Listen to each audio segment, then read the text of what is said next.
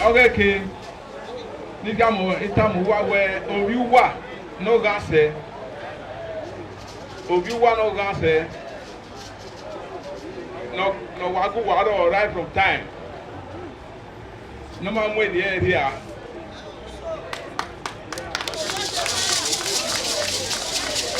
I just don't want to Papa. We are way to what I went. Ona we akọ we si we dey. We amu pa mu we again na go wan kere. Seba out of 7 local government areas. The other campaigner 4 ana wa ga we. Area ku won dere.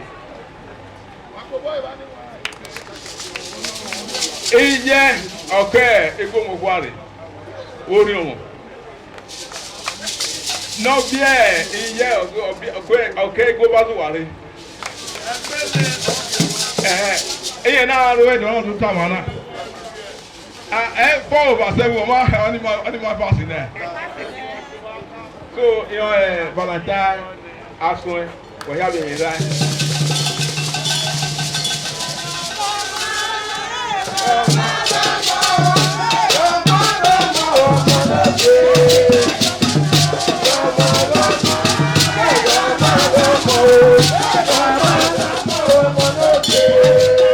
When the digital ban where 4 local governments for those at Ekiri, and what our getting now,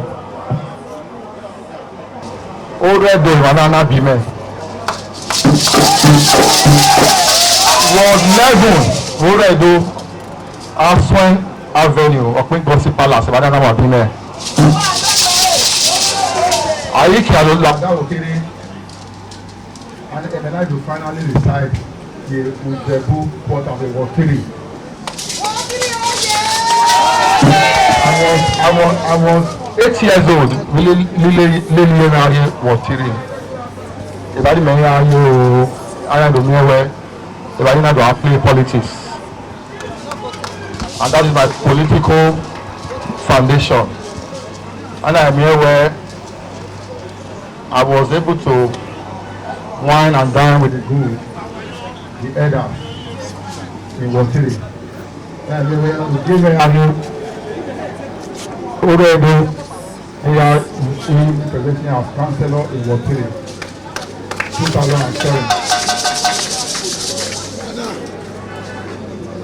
My educational background, media novice school, University Air Force Primary School. From Air Force Primary School,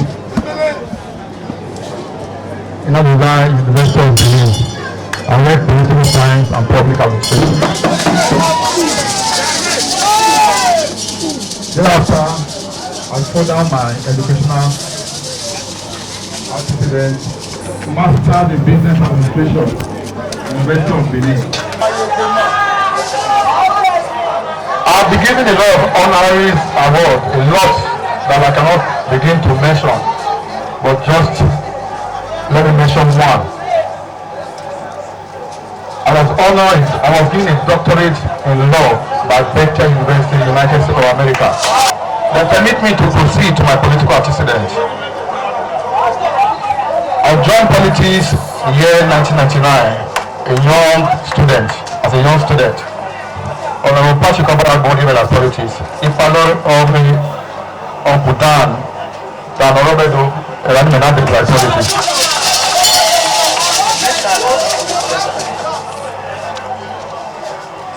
We are in the game a council, but I was very young. I was a student of University of Benin. And I was the student of me. We moved here to 2003.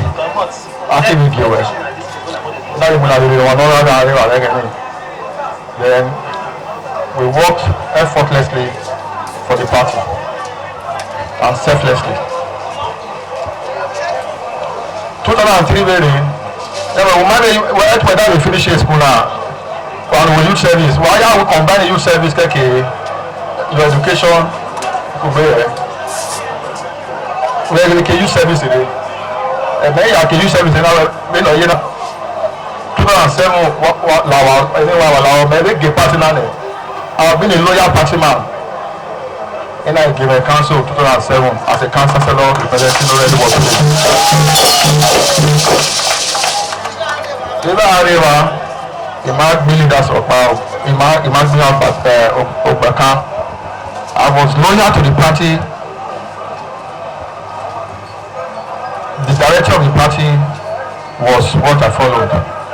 That was when I believed that and I realized that I have to reach out to my people as a grassroots politician. Furthermore, on my Peggy, anyone I will give away the state youth leader as an influential state youth leader.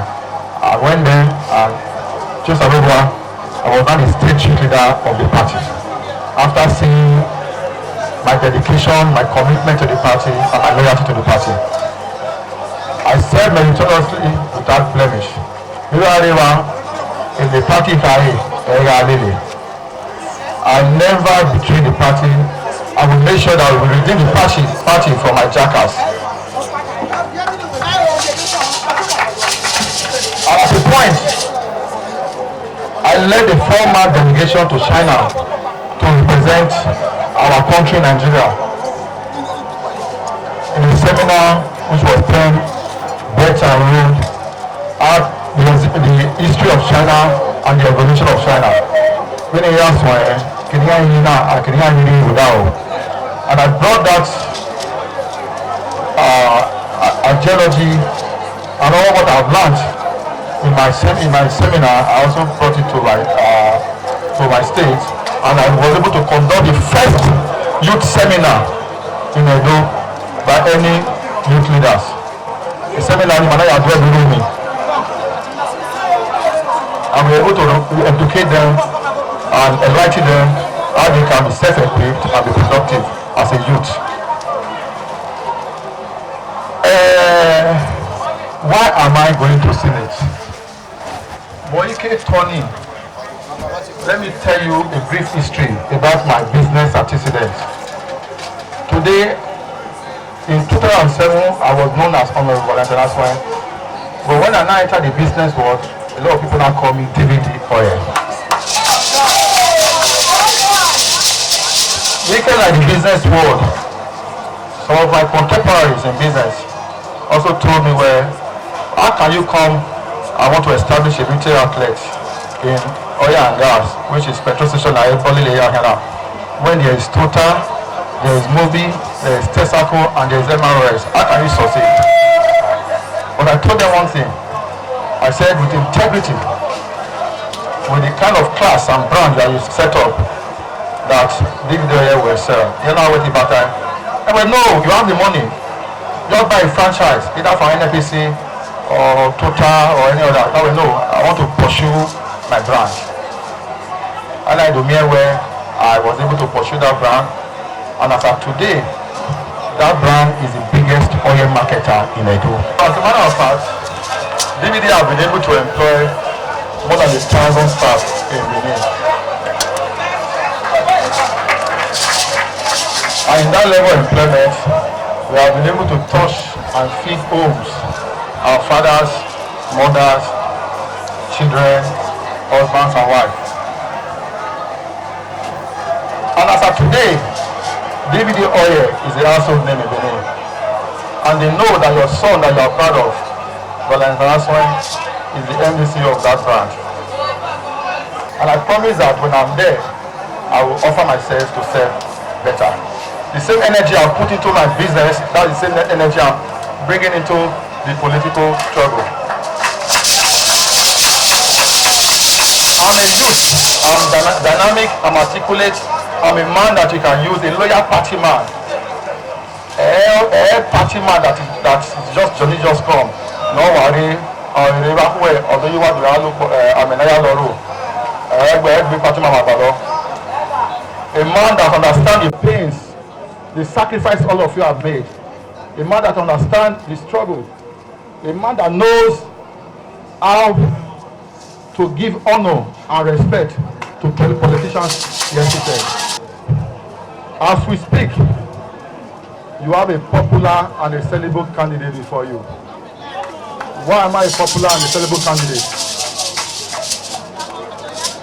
Not just because I'm a youth, but I'm a youth that engage more than 15,000 commuters on a daily basis in our streets. How? The market woman goes to DVD to buy kerosene. The taxi driver goes to DVD to buy fuel with 5 passengers.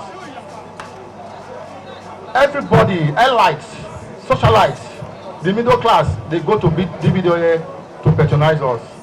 And we serve them with all sense of integrity and love.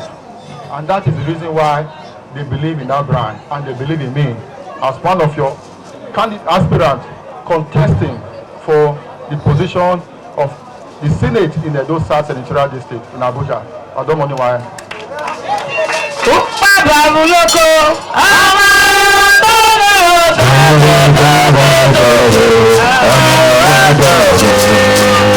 My agenda is very simple. And the first amongst them is youth development. The second is women empowerment. The third is infrastructure development. The fourth is institutional development. While the fifth, where I will always reach out to my people in my constituents, having a town hall meeting to discuss with them and give me a bill that is people friendly, which is called people friendly bill that I will be able to push and lobby to pass in the National Assembly. I want to use this medium to appeal to my elders, the youth leaders, the women leaders, that when I'm voted for and nominated to represent this great party as their senatorial candidate to represent them in the Edo South Senatorial District, that I will not fail them, I will not let them down, and they should be rest assured that they are sending a grassroots politician to represent them. Your cry is my cry, your pains is my pains, and your laughter is my laughter. I offer myself to serve genuinely because I know as a youth I have the energy to serve you. People say, young man, there are elders there, why you are too young to rule? I told them that I'm not too young to rule.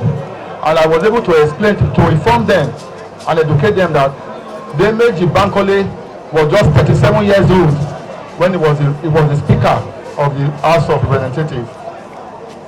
I also informed them that James Ibori was 39 years old when he was the governor of Delta State. The Okumaba thought maybe was the laughing stock. How can it be possible? But when the election was held and the result was announced, he was now the governor of Delta State. Not too far, within us here, we have governors in 1999 that was just 40 years old when he was the governor of this state. So I see myself as eminently qualified to serve you. Our elders are number one priority. The youth are also priority. As a businessman, I will not only give them fish, but I also teach them how to fish. There are programs that will be able to initiate that we will bring into this locality or our various local governments that the youth will key into. The leaders will never be forgotten. One of the agenda is also stomach infrastructure. I'm a politician, I know what it takes to serve my leaders and to serve our youth and women. So be rest assured that when you send your son to represent you, I will always keep in touch, give feedback to serve you better. Oh man!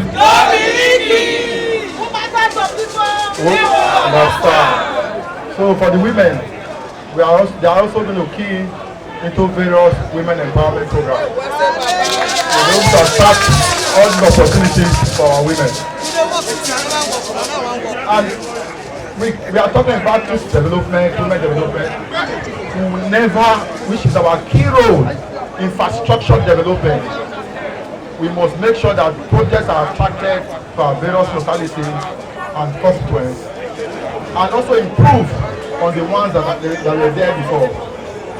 Trust me, I have the energy to serve, and trust me that I will serve you very, very well. Don't worry,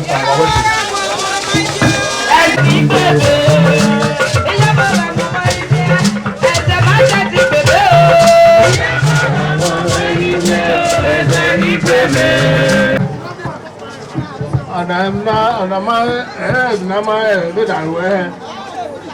I go walk about here, you know, I'm going to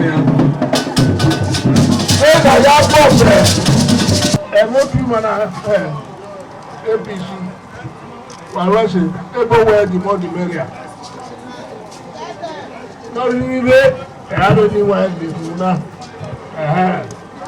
Or the second, we don't wait to hear my hair with me. My hair, anywhere I go.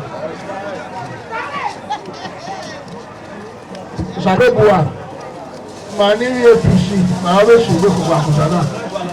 About women are away, what I said, I away a joke or Abuja.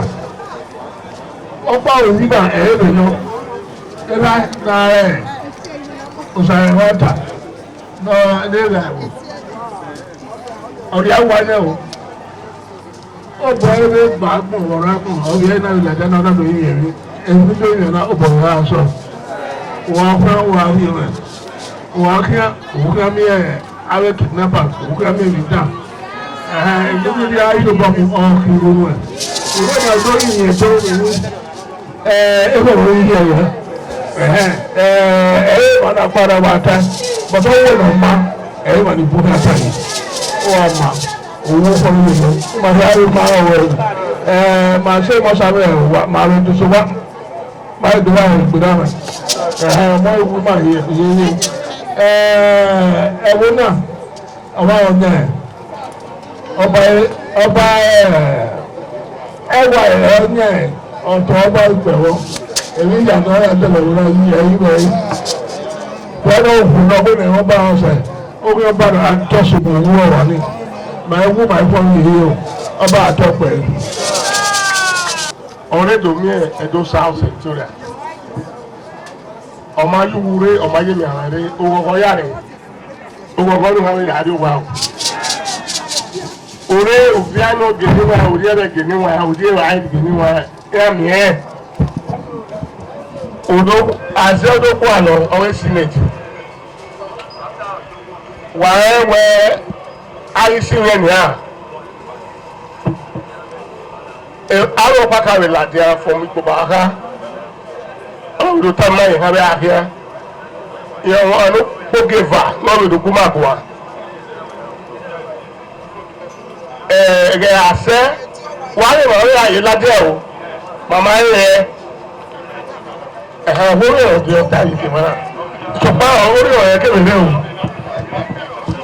àṣẹ ènìwọ̀n àyùpá wúgẹ̀ẹ́gẹ̀ láyẹ̀wẹ̀ àmúpamọ́ gẹ̀gẹ̀ àyẹ̀wẹ̀ lọ́wọ́ etí gèlè yòó òtúmọ̀ náà wàá ẹ̀dì màá ní àdìọ́bá. Emela kami ekele adi ọkọ wàá èlùbọ́ pé ekele ha lùbọ́ yìí kò dá ọ̀yẹ́ ọ̀dá ìmọ̀ ìmàkú fẹ́ màá hẹ́yà zẹ́ ẹ̀ṣẹ̀ ìgbàwó kékeré yọ̀ báyìí ní ọdún ọdún báyìí màá rí wípé kí ó yàrá yọ ọ̀rùn ọ̀gì máa sùn ọ̀sùn ọ̀lẹ́dẹ́ ẹ̀ máa hárí bọ̀ yẹ̀ yìí ayé ipa òwò yáwọ́ náà ǹda déètì máa dá mi hàn last election wàá lé ọ̀nà wíwé padà ẹ̀ àríwá ìmọ̀ ẹ̀rí màá wẹ̀ ṣùgbọ́n àwa yẹ kí gbá máma mi yìí gẹ́rẹ́ ìyọ́gbọ́n ẹ̀dọ́ wà yà hàn ẹ̀rẹ̀ àṣẹ ní ìníwà ẹ̀rẹ́ wákà ìníwà ẹ̀ amupare pero keke onda na riena eyena na se fidi a iyo do ki efe fa ma igwa lo ọmọ etigele we baya mi e oworo e ma ha de boy so ere asene eniwa re se awegene ma re ti eya bo be ko go ge no se na kana wo le na wo ge wo be ge eri ma kwa lo yi ni ma me kera ori obopa e ori era pa ma ha the entire elections eri ma ha we the only exception ni ma give all ma mu ma photo of the House of Assembly the 14 of them e ma mu ma photo e ma ki ma e ere pa ma e pari na e do ni wa e pa we ere pa ma e pari ni ke o wa vacant o wa free no bueno do la e do so wa yo de si esa ke gbe o da e ya se ne ma ti ya ma e wa ri o pa wa we ko ge ma gba lo yi e lẹ́nu táwọn ìwọ ni ẹ̀zẹ́ gbogbo èyí wẹ́ máa gbọ́ ìbọn ni nìkan kà ní ẹ̀rọ ìṣe àwọn ìgbé ta níwọ̀n èrí àìtàṣẹ ẹ̀gbọ́n ọba àtọ́pẹ́ ẹ̀. ọwọ́ ọrú ẹ̀fọ́ ọ̀rẹ́ àwọn náà wá na àwọn ẹlẹ́mọ̀ ẹ̀rí àwa na àwọn ẹlẹ́mọ̀ ẹ̀rí àwa so wàhálà owó wàlúwà fẹ́lẹ̀ lẹ́yìn náà náà fi búnú. Àáfi búrú ẹ̀ ó gé fọ́nà olóògbé ó da àmàlà pàhà gbìfún náà so that at the end of the day I'll make sure we have bang our election only what and what. The other thing the election is going on now. Wàhálà owó ọwọ́ àlànà mẹ́fẹ̀tọ̀ àgùá ẹ̀ẹ́nù election náà wà kà very important. Wàhálà leaders ìdádọ́gá rí ẹ̀ ẹ̀lọ́gọ́mẹ̀tẹ̀ ìwọ́dẹ̀ ẹ̀júnìtẹ̀ náà lè encourage yìí mà wà bí wà o. Valentine Owamagbe Asuen is a serious aspirant. He's passionate, he's vibrant, and with him, I can assure you, APC will have success for Senate. With his brand, APC is sure to go. Somebody said, with the kind of aspirants we are bringing forward now, when we have our brother Osaro Baze, DVD, somebody called them Atlanta 96 Squad. I want to assure you, with my vast array of contacts, everywhere you go now is Atlanta 96 Squad. If you are not hearing about Osaro Baze, you are hearing about DVD. The passion is infectious. Our party is good to go with this Atlanta 96 Squad. We're wasting.